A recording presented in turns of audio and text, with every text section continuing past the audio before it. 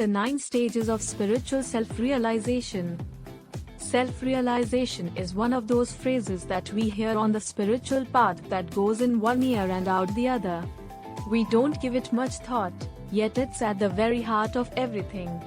Without seeing self-realization as the ultimate goal of the spiritual awakening journey, our paths are vague, blurry, and disjointed. We don't really know why we are doing what we are doing.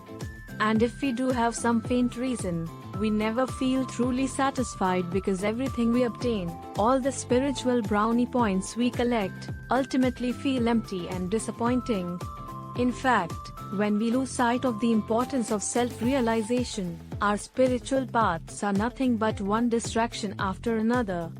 We become spiritual consumers, dabbling here and there in attractive spiritual products, without ever really diving deep. I call this rabbit hole spirituality. Like Alice in Wonderland, we are constantly falling into endless rabbit holes of new trends, exciting practices, and sparkly feel-good philosophies. But the reality is that we are lost in a surface world full of superficiality, and eventually, something new will come along and catch our eye, and off into another rabbit hole we'll fall. Thankfully, there are paths out there that are aligned with a deeper form of spirituality, and all of them lead to self-realization in one way or another.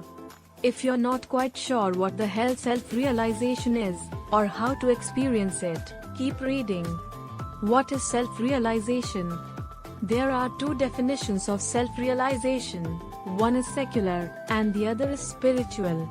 According to various Western psychological and philosophical traditions, self-realization is the fulfillment of our personal potential in life.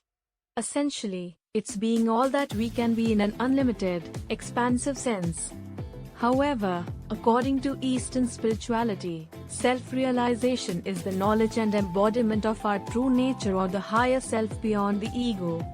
Here we have 2 strangely conflicting definitions from the East and West. Which definition is correct?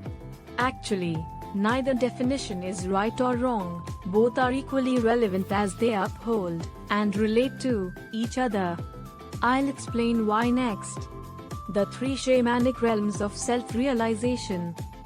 Self-realization is not so much of a flashy lights and glamour moment as it is a slow and steady process of spiritual unfoldment.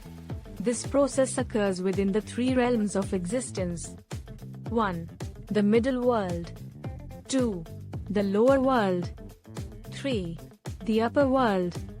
Using shamanic terminology, the middle world is the realm where we live everyday life.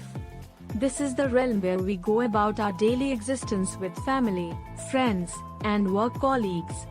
The lower world is the downwards and inwards realm where everything hiding beneath the surface dwells. This is the realm of thoughts, feelings, instincts, dreams, unconscious wounds, and at a core level, the soul. The upper world is the upwards and outwards realm where we transcend the body, mind, and soul, and enter the material, eternal spirit that permeates all layers of existence.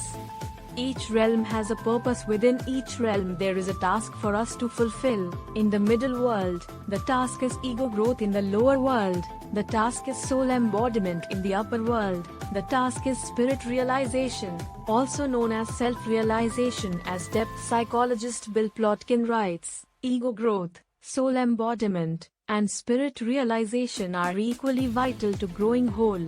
Although all 3 components can be engaged concurrently, there is a natural sequence to their unfolding. Ego growth is the foundation upon which soul embodiment rests, and the latter, I believe, most effectively galvanizes spirit realization. Here we see that all 3 realms build on top of, and support, one another, the ultimate goal being self-realization.